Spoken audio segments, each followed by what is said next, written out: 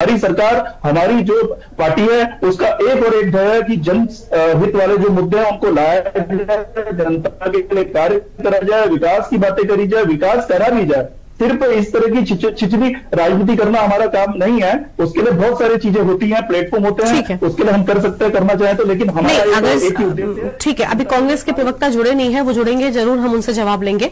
तब तक शांति प्रसाद भट्ट जी हमारे साथ में है, केंद्रीय प्रवक्ता यूकेडी की ओर से। बहुत स्वागत शांति प्रसाद जी। शांति प्रसाद जी, एक बात मुझे सतीश जी की थोड़ी सी वाजिब लगी कि अगर संविधान सम्मत ये सब कुछ नहीं होता तो विपक्ष अब तक कोर्ट का रुख कर चुका होता। क्या वाकई ऐसा है? अगर संविधान सम्मत है तो फिर विपक्ष को आपत्ति क्यों है, और अगर नहीं है तो कोर्ट का रुख कर लीजिए। मुझे उनकी बात ठीक लगी। क्या कहना चाहेंगे आप उस पर? और चुनाव के बाद भी आरक्षण को लेकर सवाल उठ रहे, आप देखिए ना, बड़ी बात है। बहुत वाजिब सवाल आपने किया है गरिमा जी। पहले तो लोकतंत्र की सबसे बड़ी पंचायत का चुनाव संपन्न हुए हैं। वो तमाम प्रत्याशी जो चुनाव जीतकर अपनी पंचायतों को मजबूत करेंगे, उन सभी को बहुत बहुत शुभकामनाएं। उम्मीद करते हैं कि इन पंचायतों से गांव का विकास होगा, गांव से जो पलायन है, उदासी है, वो दूर होगी और सत्ताओं का रुख गांव की ओर होगा, ऐसी उम्मीद हम करते हैं। अब सवाल आपने कहा है कि सतीश जी ने जो बात कही है उस पर सिर्फ मैं इतना ही कहूंगा, हाईकोर्ट की गाइडलाइन को कितना सरकार ने माना? 2 जगह जिनके वोट थे उस पर आज भी संशय बनी हुई है। अभी इस चुनाव के बाद निर्णय आने हैं और कई प्रत्याशियों की गर्दन पर तलवार लटकी है। उसका जवाब यह है कि देखिए गरिमा, सत्ता जिसकी होती है वो अपने अनुसार उसमें निर्णय लेता है। इसमें कोई आश्चर्य की बात नहीं है कि भाजपा ने जो आरक्षण के रोस्टर तैयार किए हैं आफ्टर चुनाव, कांग्रेस होती वो भी करती। जहां भाजपा कमजोर है वहां उन्होंने महिलाओं को कर दिया, जहां मजबूत है वहां पुरुषों को कर दिया। इसमें कोई बड़ी बात नहीं है। सवाल यह है, क्या इन पंचायतों के जो अध्यक्ष अब चुने जाएंगे, ब्लॉक के हों चाहे जिला पंचायत के हों, क्या यहाँ जो खरीद फरोख्त होगा उस पर रोक लगेगी? जहां जैसे ही ब्लॉक में क्षेत्र पंचायत जीते उनको घर तक जाने नहीं दिया गया, उनके अपहरण हो गए। ये लोकतंत्र का असली चेहरा भी है। और ऐसे ही जिला पंचायत में बताइए, अभी से बोली लगनी शुरू हो गई है। सोचिए, यदि अध्यक्ष बनने के लिए 15-15, 20-20 करोड़ रुपए खर्च होंगे, 3-3, 4-4 करोड़ रुपए ब्लॉक के अध्यक्ष बनने के लिए खर्च होंगे, तो फिर विकास का ताना बाना कैसा बुना जाएगा?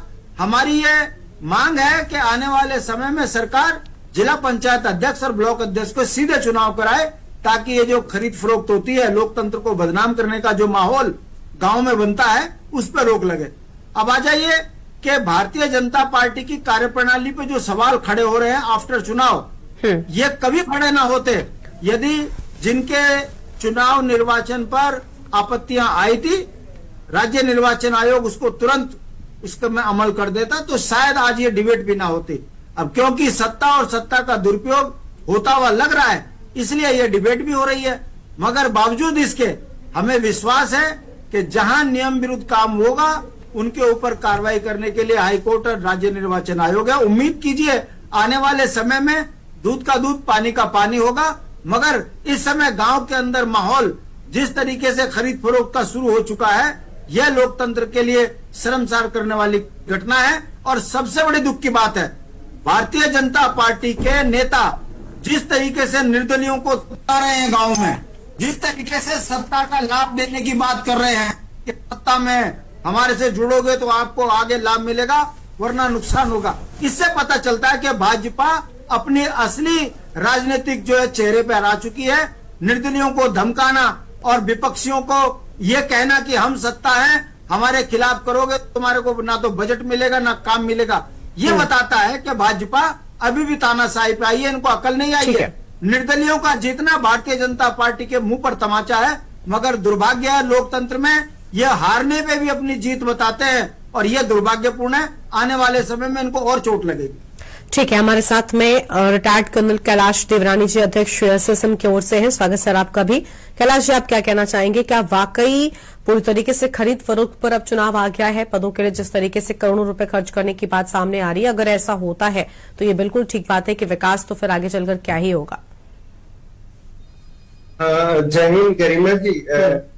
पहले तो मैं सभी जो नवनिर्वाचित हमारे उम्मीदवार हैं सबका हार्दिक अभिनंदन करता हूं और उनको बहुत बहुत दिल की गहराइयों से बधाई देता हूं। अब रही जहां तक खरीद फरोख्त प्रश्न जो है, तो देखिए गरिमा जी, पहली बार मेरा तो पूरा जीवन गांव से ही शुरू हुआ है और मैंने अभी तक अपना गांव नहीं छोड़ा है। लेकिन मैंने देखा कि जब आज से करीब 15-20 साल पहले और 25-30 साल पहले जो चुनाव थे, पता ही नहीं चलता था, 2000 रुपए भी खर्च नहीं होते थे। आज उसमें लाखों रुपए, करोड़ों रुपए जो है प्रधान के चुनाव में, बीडीसी मेंबर के चुनाव में, ये जिला पंचायत सदस्य के चुनाव में इतने करोड़ों रुपए का अगर खर्चा हो रहा है, और आप ये देखिए जो जिसको कि हम ये सोचते हैं कि हमारी जो लोकतांत्रिक तरीके से अगर देखा जाए तो सबसे जो सीढ़ी है वो हमारी ये पंचायत चुनाव है, कि जहां से हमारा जनमानस जो है, गांव का आदमी जिसको न्याय देना है,